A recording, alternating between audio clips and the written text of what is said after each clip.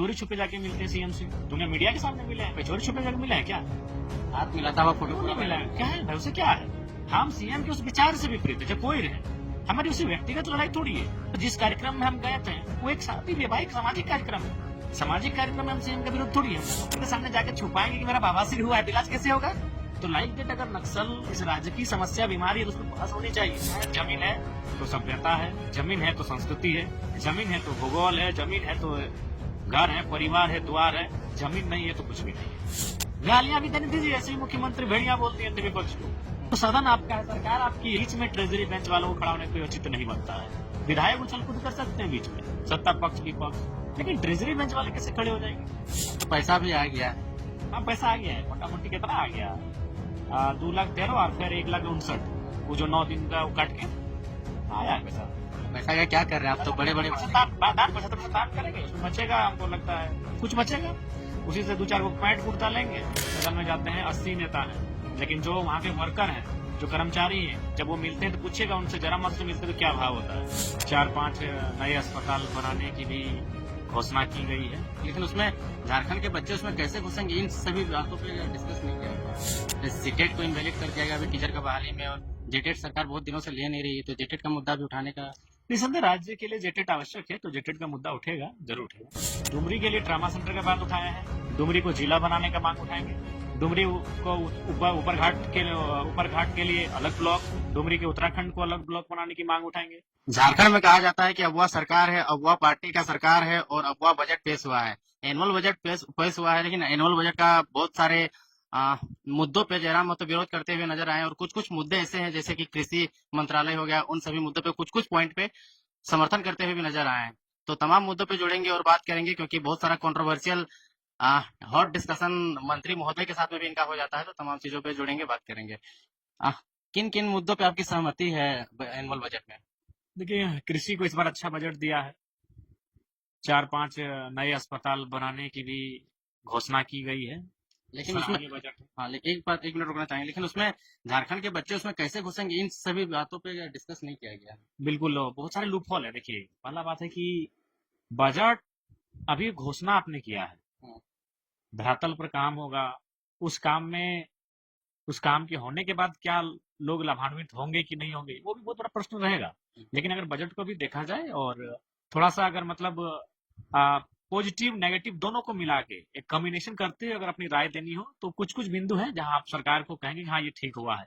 लेकिन मुख्यतः जो वादे रहे, विशेषकर युवा को लेकर, मजदूर को लेकर, प्रवासी मजदूर को लेकर, उनमें कहीं ना कहीं राज्य सरकार फेलियर दिख रही है।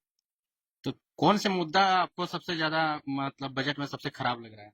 सबसे खराब तो ये कि आपके बजट में युवाओं का कोई जिक्र ही नहीं है। बेरोजगारी भत्ता जो पूर्व में सरकार के बजट में था, कोई स्थान ही नहीं है। नए रोजगार सृजन की कोई चर्चा परिचर्चा ही नहीं है। तो कहीं ना कहीं ये उचित नहीं है। युवाओं का राज्य, युवाओं की बात करने वाले और अपने आप को युवा मुख्यमंत्री कहने वाले सदन में लगभग जिन मंत्रियों ने, जिन विधायकों ने सत्ता पक्ष से मुख्यमंत्री की प्रशंसा की, उन्होंने मुख्यमंत्री हेमंत सोरेन नहीं कहा, युवा मुख्यमंत्री हेमंत सोरेन।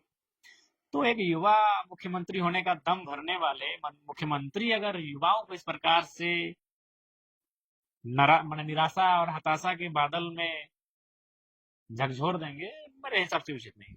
युवाओं के मुद्दा को जोरदार से उठाएंगे, क्योंकि सरकार जब 2024 से पहले जब थी, उस समय 2021 को नियुक्ति वर्ष बताती थी, 22 को नियुक्ति वर्ष बताती थी, 23 को नियुक्ति वर्ष बताती थी, लेकिन सब प्लेन जाता था।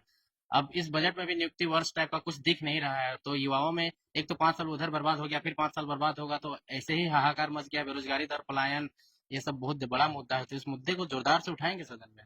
निसंदेह कल मेरा बजट पर चर्चा में भाग लेना है मुझे, तो निसंदेह इन विषयों को कल समय भी रहेगा, क्योंकि आज मान के चलिए आज बजट पे ही बहस हुआ, कल भी बजट पे ही बहस होगा, तो कल समय रहेगा, 5-7 मिनट तक का समय मिलेगा। हमें लगता है कि उस बहस में अपने सारे विषय को रखने का प्रयास करेंगे। क्या जयराम महतो को कम टाइम मिलता है? क्या पार्सलिटी होता है क्या? नहीं, पार्सलिटी नहीं, जो नियम है सदन का, उस नियम का अनुपालन करना हो। चूंकि हम एक ही विधायक चुन के आए हैं और एक विधायक के लिए जो समय का आवंटन होता है उसी अनुरूप बोलना होता है। जैसे जिनका 20-35 विधायक है, तो उनको मान के चलिए 35 मिनट बोला, तो वो एक आदमी बोले या 5 आदमी बोला, 35 मिनट आपको खपत करना है।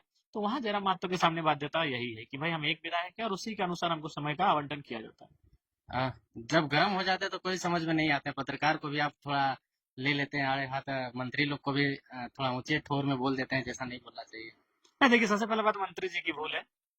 वो ट्रेजरी बेंच में बैठते हैं। ट्रेजरी बेंच का मतलब है कि सरकार आपकी है भाई, सदन आपका है, अभी मान के चलिए स्पीकर आपका है, तो आराम से खड़ा होकर 10 मिनट एक्सप्लेन कीजिए ना।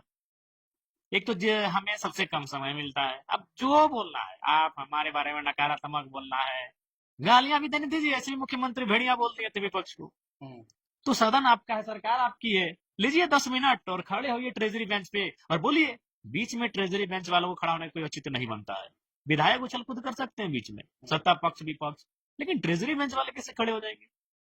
आप खड़ा होकर अपना बचाव करते हैं कि मैं या फिर आज जो विषय में कह रहा था कि उस समय जब वीडियो सीओ पे नियंत्रण था, तब बोलते हैं कि अभी भी वीडियो सीओ पे नियंत्रण है, बात ही खत्म हो जाता।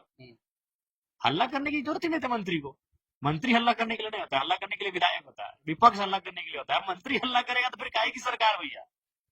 खराब लगता है सब चीज देख करके। नहीं, बिल्कुल वे लोग कहीं ना कहीं जो एक सदन की गरिमा होती है उस गरिमा के विपरीत कार्य कर रहे हैं। ट्रेजरी बेंच को हक नहीं बनता है। लेकिन सत्ता पर आपका हर बात का रिएक्शन सत्ता पक्ष देती है। रामदास सोरेन आप बोले कि आंदोलन में बैठने पड़ेगा 1,36,000 करोड़ लेने के लिए, तो आंदोलन में बैठेंगे, समर्थन देंगे, तो उसका जवाब दिया रामदास सोरेन ने। शिल्पी नेहा तिर्की, मतलब आपके सत्ता पक्ष के लोग हमके आपके हर एक एक्शन का रिएक्शन देते हैं। अरे भाई, राज्य में एक्शन का रिएक्शन तो होगा ही, और जयराम महतो जहाँ रहेगा वहां तो होगा ही। देखिए सबसे पहला बात, अब तो हम जो 1,36,000 करोड़ का बकाया है उसमें भी जब मैंने अध्ययन किया तो उसमें तो 1 लाख करोड़ तो सिर्फ हमको लगता है लैंड का बकाया है।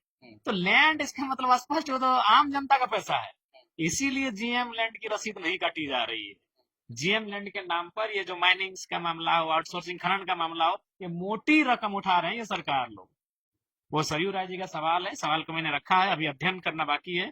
अध्ययन करेंगे और इस पर जोरदार बहस करेंगे। 1,36,000 करोड़ जो ये मैंने सरकार जो हल्ला मचा रही है मन से, वो पैसा सरकार का है कि जनता का है, वो भी बताएंगे। आप जीएम लैंड हो, सीएनटी लैंड हो, जितना खरीद बिक्री हुआ, आप देखें आपने कुछ जो क्वेश्चन किया था, तमाम जमीन के मुद्दों पे ज्यादा फोकस कर रहे देखिए हैं। मेरा मानना है, जमीन है तो सभ्यता है, जमीन है तो संस्कृति है, जमीन है तो भूगोल है, जमीन है तो घर है, परिवार है, द्वार है। जमीन नहीं है तो कुछ भी नहीं है।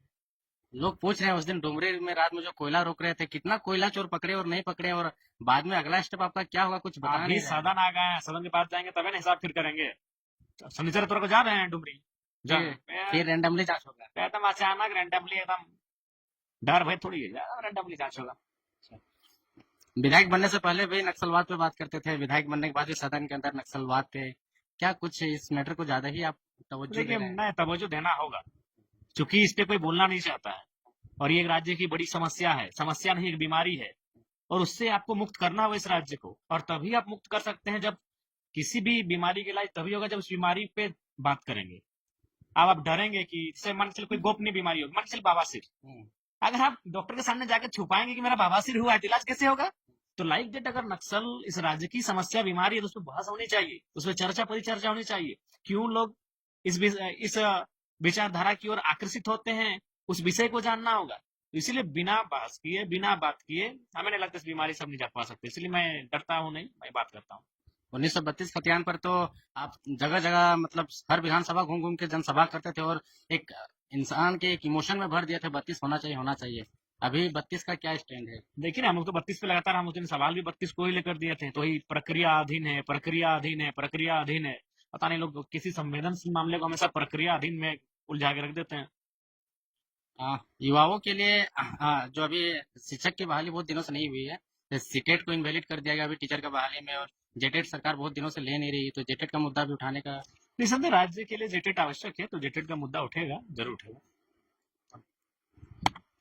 निकल भी ग्राम में युवाओं का राज्य, युवाओं की बात करने वाले और अपने आप को युवा मुख्यमंत्री कहने वाले सदन में लगभग जिन मंत्रियों ने, जिन विधायकों ने सत्ता पक्ष से मुख्यमंत्री की प्रशंसा की, उन्होंने मुख्यमंत्री हेमंत सोरेन नहीं कहा, युवा मुख्यमंत्री हेमंत सोरेन। तो एक युवा मुख्यमंत्री होने का दम भरने वाले मुख्यमंत्री अगर युवाओं को इस प्रकार से निराशा और हताशा के बादल में झकझोर देंगे, मेरे हिसाब से उचित नहीं। युवाओं के मुद्दा को जोरदार से उठाएंगे, क्योंकि सरकार जब 2024 से पहले जब थी, उस समय 2021 को नियुक्ति वर्ष बताती थी, 22 को नियुक्ति वर्ष बताती थी, 23 को नियुक्ति वर्ष बताती थी, लेकिन सब प्लेन जाता था। अब इस बजट में भी नियुक्ति वर्ष टाइप का कुछ दिख नहीं रहा है, तो युवाओं में एक तो 5 साल उधर बर्बाद हो गया, फिर 5 साल बर्बाद होगा, तो ऐसे ही हाहाकार मच गया, बेरोजगारी दर, पलायन, ये सब बहुत बड़ा मुद्दा है। तो इस मुद्दे को जोरदार से उठाएंगे सदन में। निसंदेह कल मेरा बजट पर चर्चा लेना में भाग लेना है मुझे, तो निसंदेह इन विषयों को कल समय भी रहेगा, क्योंकि